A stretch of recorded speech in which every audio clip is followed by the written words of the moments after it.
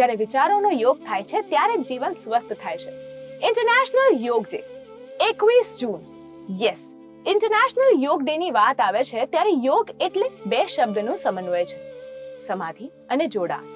અને એ ફક્ત વ્યાયામ નથી, પણ એની સાથે સાથે ઉર્જાનું સ્તોત્ર છે. જી હા, આપણે ઘણી બધી વસ્તુઓ સાંભળી છે યોગ વિશે, પણ આમાંથી કેટલી સાચી છે, કેટલી ખોટી છે.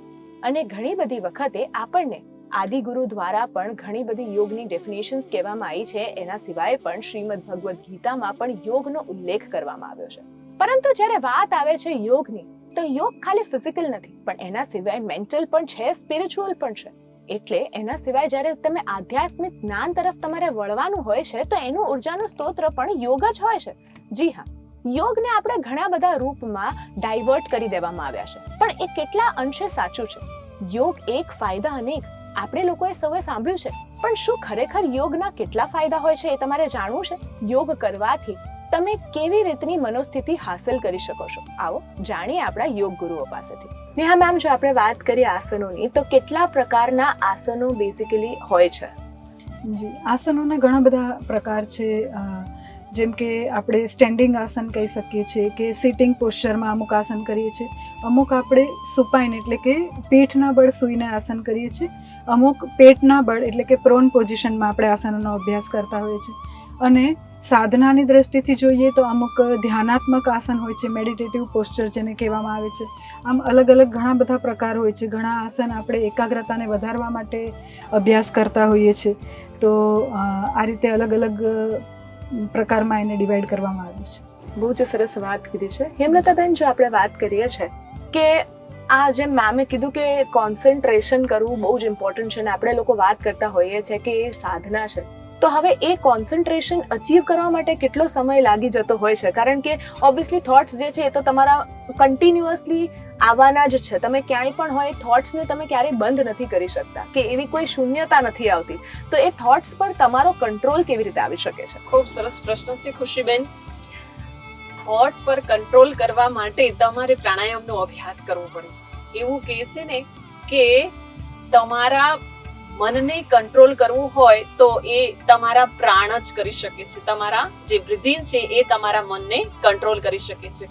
તો હઠ યોગમાં અલગ અલગ પ્રકારના પ્રાણાયામનો ઉલ્લેખ છે. તો આ બધાનું ખૂબ વિધિસર આજકાલ ખૂબ જ અનુકૂળ કે કંઈ પણ રીતે પ્રાણાયામ શીખવી દેવામાં આવે છે. ત્યારે માનસિક સ્વાસ્થ્ય ખરાબ પણ થાય છે. તો માનસિક સ્વાસ્થ્ય સહી બની રહે એ માટે યોગ્ય નોલેજવાન, જેને ગહેરું જ્ઞાન છે પ્રાણાયામનું, પણ પ્રાણાયામ મુખ્ય રૂપે જેવી રીતે વિધિ બતાવી છે શાસ્ત્રોમાં, એ વિધિસર જ પ્રાणायामનો अभ्यास करवो જોઈએ. डेफिनेटली बहुत ही सुंदर बात की थी. और सर, हम योग को ऑब्वियसली हम लोग कहीं ना कहीं प्रमोट कर रहे हैं, इंटरनेशनल योग डे सेलिब्रेट कर रहे हैं, पर और लोगों तक पहुंचे उसके लिए हमें क्या करना चाहिए? ऐसे कौन से स्टेप्स लेने चाहिए? सबसे पहले तो हमें विद्यालय से हमें शुरुआत करनी चाहिए. हमें सरकार से व्यवस्था करें कि कम से कम, क्योंकि बच्चों से माध्यम से बच्चे अगर करेंगे तो उनके माध्यम से हम घर पहुंचेंगे जी. और घर पहुंच गए तो हमारा एक एक घर बच्चों से घर घर से पूरे में योग फैल सकता है. तो सबसे पहले योग को तो विद्यालयों में चालू कर देना चाहिए, कंपलसरी करना चाहिए. अभी भी विद्यालय में पूरी तरह से योग नहीं चलता है.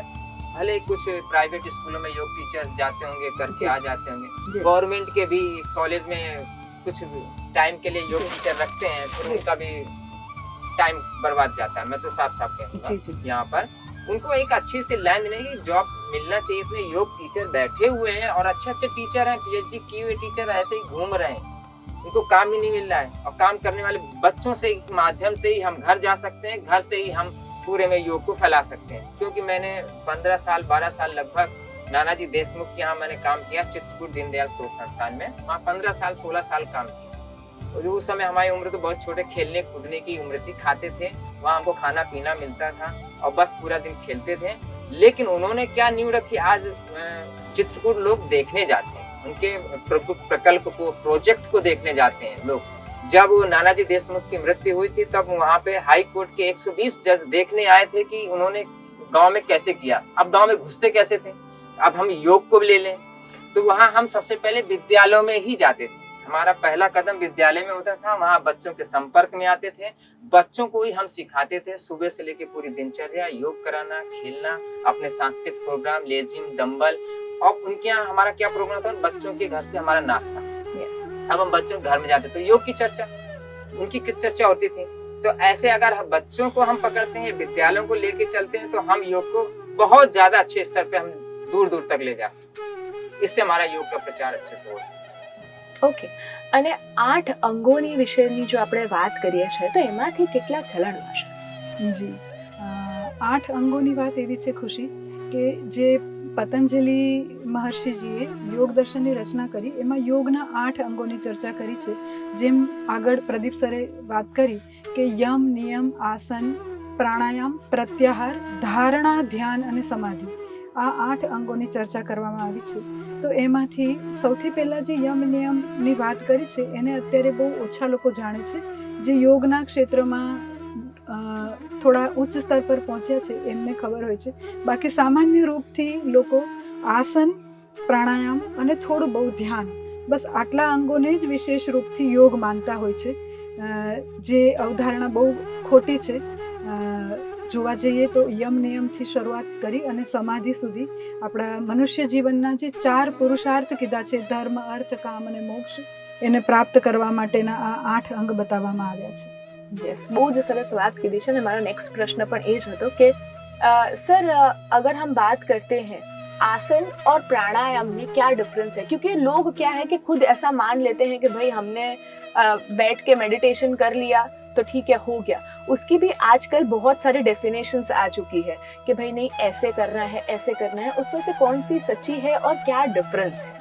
जी देखिए, आसन और प्राणायाम, जी, आसन शारीरिक रूप से, जी, प्राणायाम मानसिक रूप से.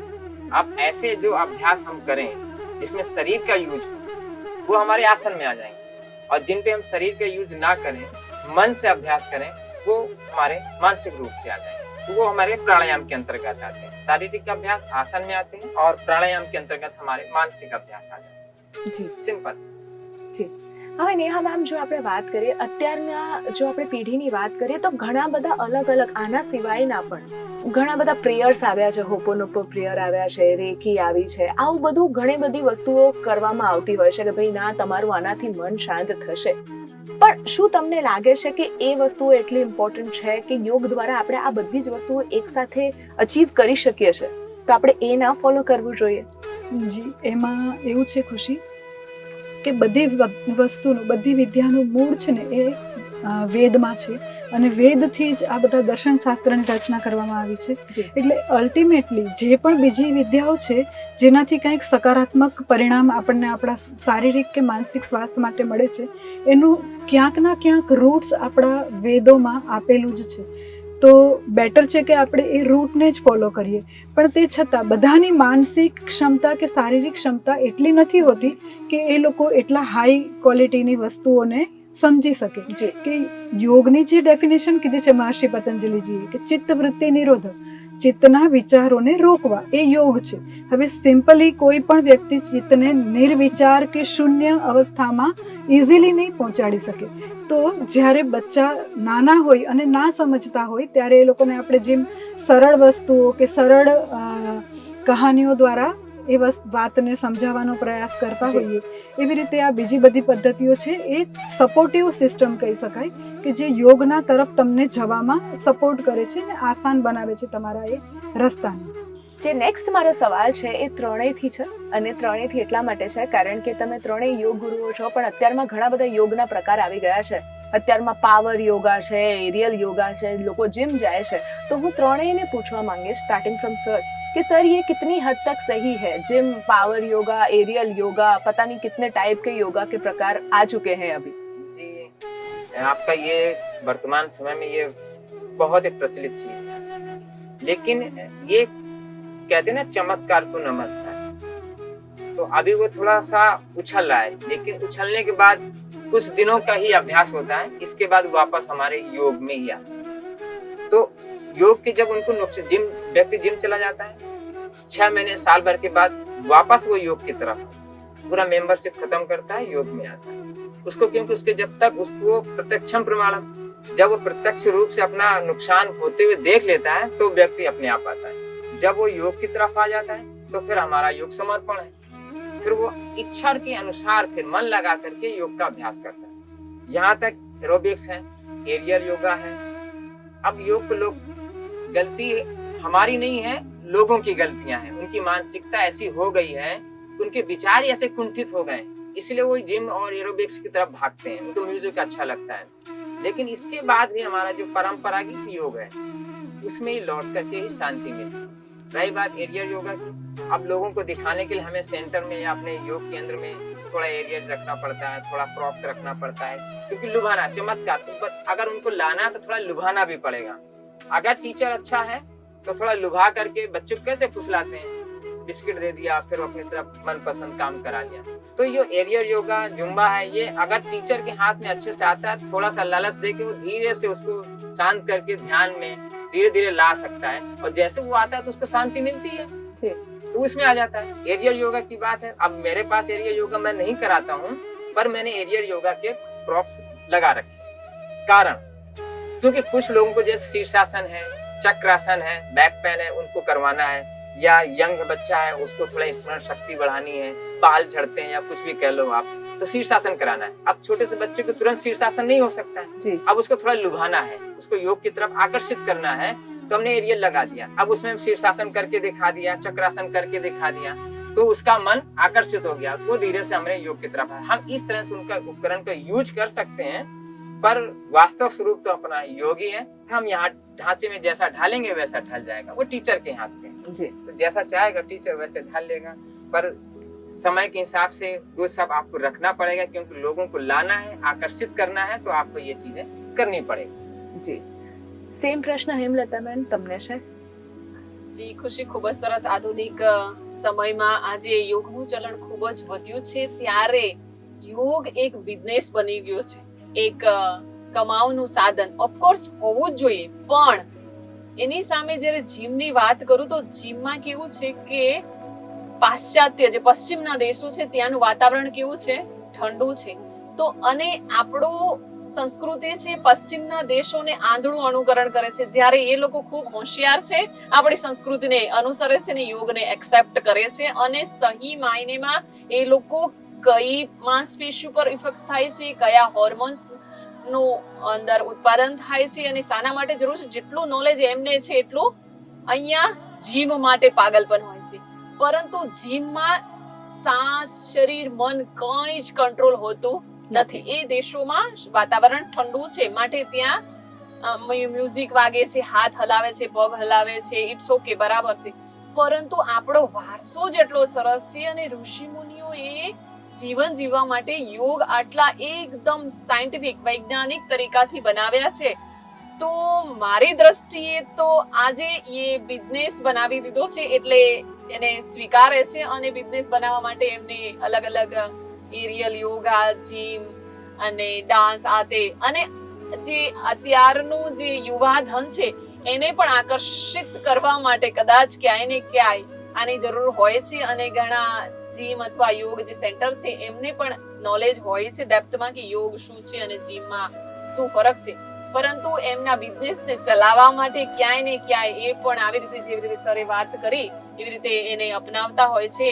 પરંતુ યોગ અને જીમમાં તો આકાશ એની આગળ જીમ કઈ છે જ નથી યોગની આગળ, મારા શબ્દોમાં, કે જે ઋષિ મુનિઓએ પોતાના જીવનના રહસ્યમય જે અનુભૂતિઓ હતી એમાંથી યોગને આપ્યું છે, તો ઓફકોર્સ એ તો મહર્ષિઓ હતા, અને જીવન જીવવા માટે, સરળ કરવા માટે, સ્વાસ્થ્ય માટે એમને યોગને જીવન પ્રદાન કર્યું છે મનુષ્ય જીવન માટે.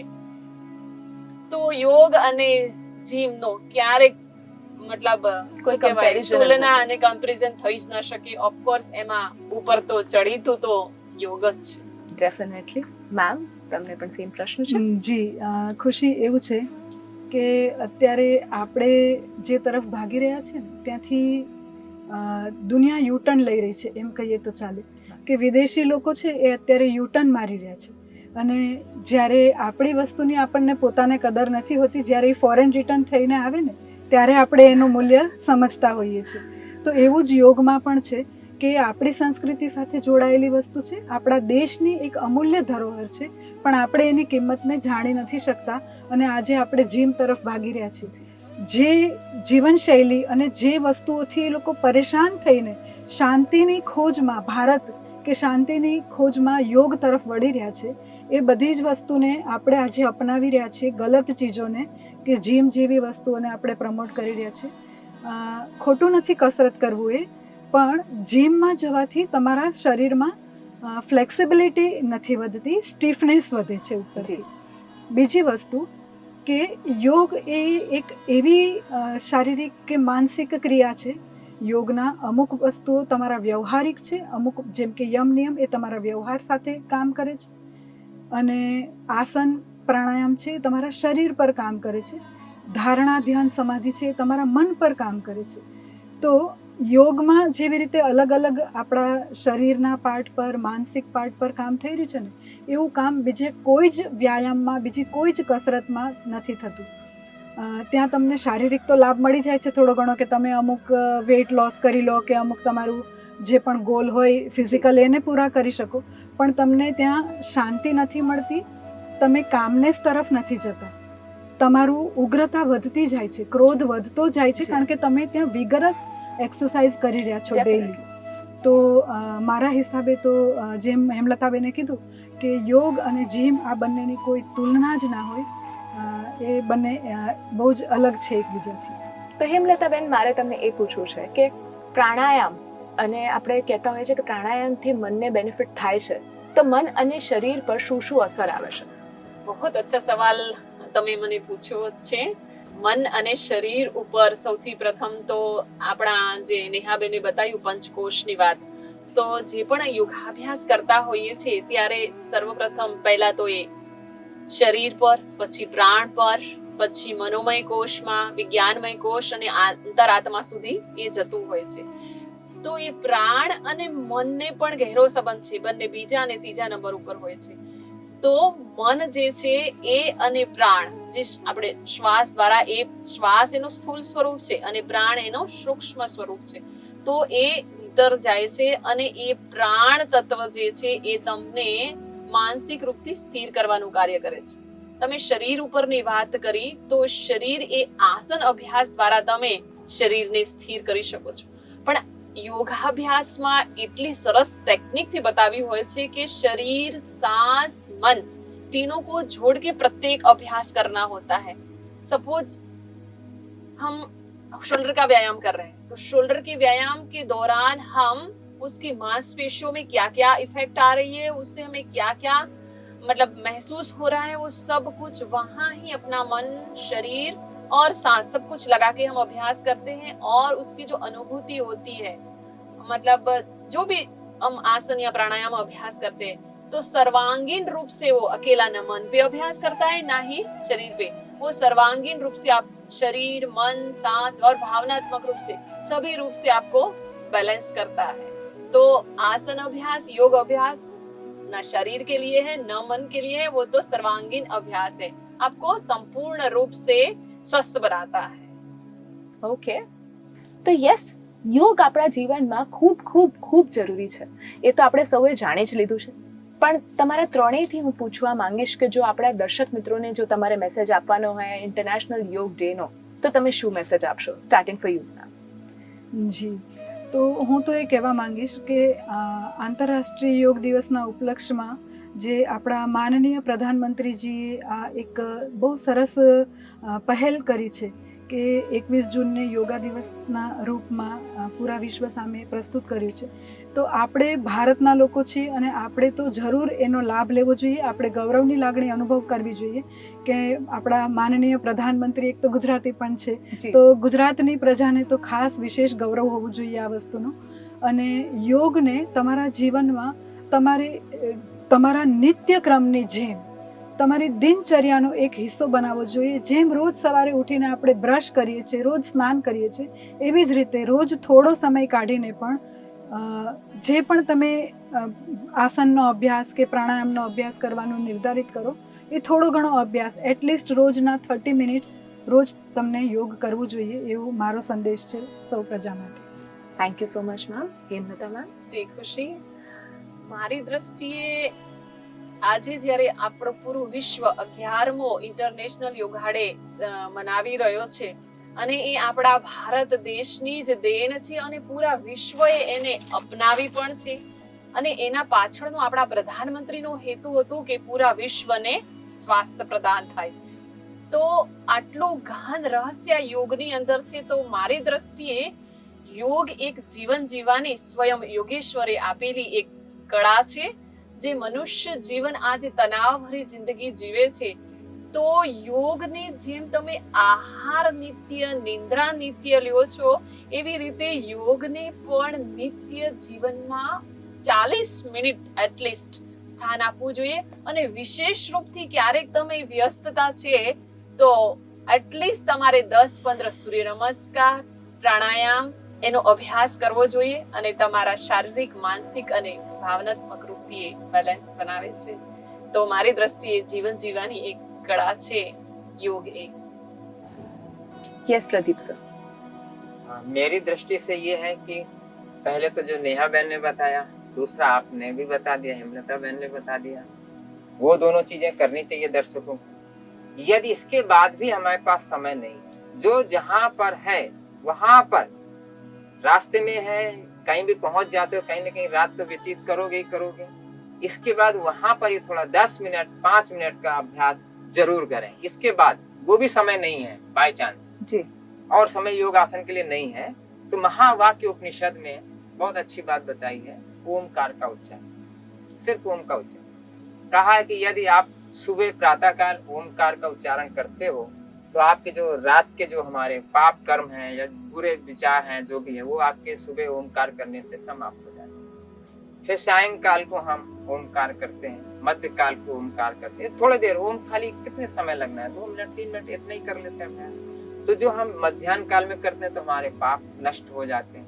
सायंकाल को करते हैं और दोनों टाइम करते हैं, प्रातः काल और सायंकाल दोनों टाइम पे जो ओमकार का उच्चारण करता है तो वो कहते हैं कि वो महापातक, उस व्यक्ति के महापातकों से उसको छुटकारा मिल जाता है, नाश हो जाते हैं. अब महापातक क्या होते हैं? ब्रह्म हत्या, सुरापान, पर स्त्री गमन और ब्रह्म हत्या मैंने बोल दिया सर. 5 ऐसे महापातक होते हैं, मुझे कुछ याद नहीं आ रहा है. तो उन चीजों से उसको मुक्ति मिल जाती है. इतना समय तो दर्शक निकाल सकते हैं कि ज्यादा समय नहीं है तो 3 बार ओमकार का उच्चारण कर लें तो हमें सुबह शाम रात के हमारे सारे पाप कर्म खत्म हो जाएंगे. यही मैसेज है. યસ, તો બહુ જ સરસ રીતે આપણને શીખવાડવામાં આવ્યું છે કે યોગના કેટલા ફાયદા હોય છે અને ઇટ ઇઝ ટ્રુલી યોગ એક ફાયદા અનેક. તો થેન્ક યુ સો મચ કે તમે ત્રણેય યોગ ગુરુ અહીંયા આવ્યા અને અમારા દર્શક મિત્રોને આટલી સરસ રીતે શીખવાડ્યું કે યોગ કેટલા પ્રકારના હોય છે, યોગ તમે કેવી રીતે કરી શકો છો. સાચું માર્ગદર્શન તમે ત્રણેય જણે આપ્યું છે. એના માટે GTPL ગુજરાતીની આખી ટીમ વતી તમને ખૂબ ખૂબ ખૂબ આભાર છે. એન્ડ યસ દર્શક મિત્રો, આજે આપણે શીખ્યા છે ઘણી બધી વસ્તુઓ આપણે જાણતા હોઈએ છીએ પણ ઘણી બધી વસ્તુઓથી આપણે અજાણ હોઈએ છીએ અને એ અજાણ વસ્તુઓથી આપણે આજે જાણકારી મેળવી છે. જી હા, ઘણી બધી વસ્તુઓને આપણે કહેતા હોઈએ છીએ કે યોગ તો છે જ પણ યોગ એક સાધના છે. એ ખાલી ફિઝિકલ નહીં, એ મેન્ટલ પણ છે અને સ્પિરિચ્યુઅલ પણ છે. પણ એ સાધના તમારે અચીવ કરવા માટે શું શું કરવાનું છે એ પણ આજે આપણે જાણ્યા છે. ને જો તમારી પાસે સમય ના હોય તો પણ તમે ફક્ત ઓમકારના ઉચ્ચારણ દ્વારા પણ ક્યાંક ને ક્યાંક શરૂઆત કરી શકો છો. અને હંમેશા એવું વસ્તુ કહેવામાં આવે છે ને કે Rome was not built in a day. તો એ વસ્તુ જ્યારે તમારે કોઈ પણ વસ્તુને અચીવ કરવી હોય તો એક પહેલો સ્ટેપ તો લેવો જ પડશે અને પહેલો સ્ટેપ તમે આવી રીતે લઈ શકો છો. જી હા, તો thank you so much two everyone. અને એની જ સાથે દર્શક મિત્રો તમારો પણ અમે ખૂબ ખૂબ આભાર માનીએ છીએ કે તમે આવી જ રીતે જોતા રહેજો આગળ પણ યોગ એક ફાયદા અનેક ઓનલી ઓન GTPL ગુજરાતી. ત્યાં સુધી અમને બધાને આપો રજા અને તમે જોતા રહો GTPL ગુજરાતી.